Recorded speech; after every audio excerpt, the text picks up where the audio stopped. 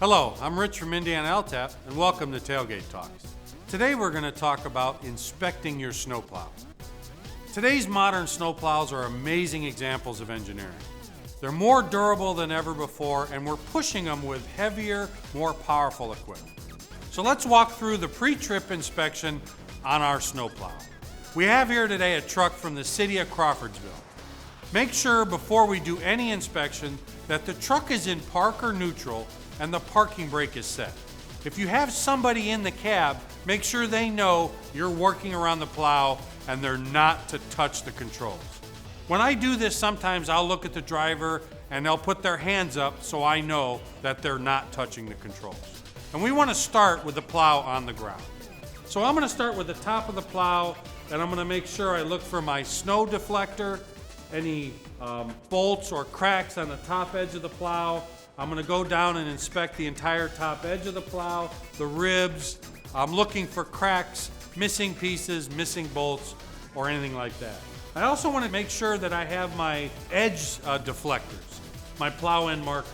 I want to make sure they're there. I want to make sure they're secure and they're not going to break off while I'm out there. If they're damaged, we want to replace those before we leave.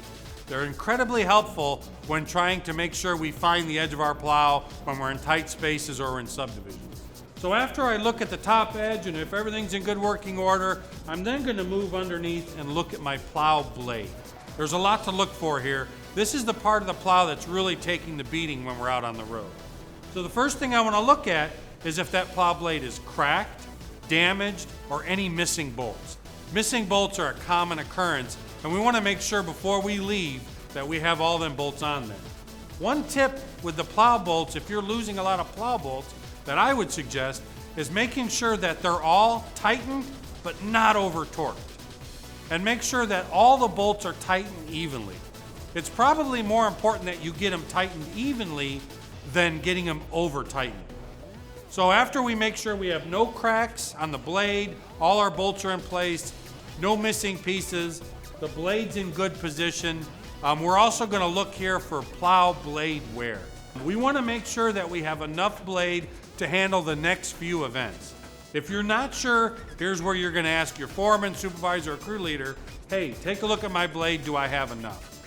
If we're running low, if our blade's getting close to the moldboard, we're going to want to change that before any bad weather sets in. One of the biggest things we want to look at is called angle of attack of the plow. So what we want to look at is right here is the angle of the blade to the ground. As you can see here, the angle of this plow is at about 0 degrees, meaning it's more straight up and down. So this plow here will actually trip a little easier than most. The more we angle that blade back this way or increase the angle of attack, the more aggressive the plow is and the harder it's going to trip. Now remember, if that angle is too far back, beyond 7 degrees, that plow, when it hits an object, will want to launch upward and over to release that energy. That means the driver's going to feel more of that impact, and the truck will feel more of that impact. And your plow will tend to jump as it trips. As this plow edge trips, you're going to see the plow jump. That means you have too aggressive an angle. When we stand this plow up more closer to a 0 degree, like you see here on this plow is going to trip a little easier, you'll have less jumping, and as a driver or operator, you'll feel that impact a little less. This adjustment is different on all plows, but typically we'll make this adjustment in the back of the plow, on the plow springs, or on the plow mounting, where we'll take this plow and stand it up or lean it forward to adjust that angle of attack. This is a great thing to check often. If you notice your plow is jumping when it trips more, you may be more aggressive. If your plow is tripping too easy for you, you may be straight up and down or too far forward. Now remember, if you have a trip edge plow where the edge of the plow trips, not the moldboard, then that angle is going to act a little different. Those typically set more straight up and down. But if you have a full trip moldboard plow, that angle of attack is really important and can help adjust how that plow responds for you when you're using it. So now that we're around the back of the plow, this gives us an opportunity to look where the plow frame connects to the plow. So what I'm looking for back here is cracks, missing bolts, busted pieces. I'm making sure I have a good attachment between the plow frame and the plow. Also, this is the opportunity for me to look at my plow shoes or plow wheels, depending on what you're using, to make sure they're in good working order, they're set where we want them, and there's no loose parts or missing parts that may cause a problem when we're out on the road. Another great opportunity here is to make sure our plow chains or cables are set and in good working order. If you're using a plow cable, you want to make sure it's not frayed or coming apart. And you want to, if you're using a plow chain, you want to make sure your chain's in good working order. Look for stretched links. If you have an issue or if you see something and you're not sure about it, this is where we ask somebody who knows or somebody who can give us advice on what looks like it may be a problem later. You're also, if you have a reversible plow or a power reversing plow, you're going to want to take a good look at your lower plow cylinders for damage, busted hoses, or any leaks, either at a hose or the plow cylinder. If you notice a leak or notice maybe a bent ram, this is where you're going to want to have somebody take a look at it. That's definitely going to cause you a problem when you get on the road. So as we go through the plow frame, we check for leaks, we check for pins, we're in good shape.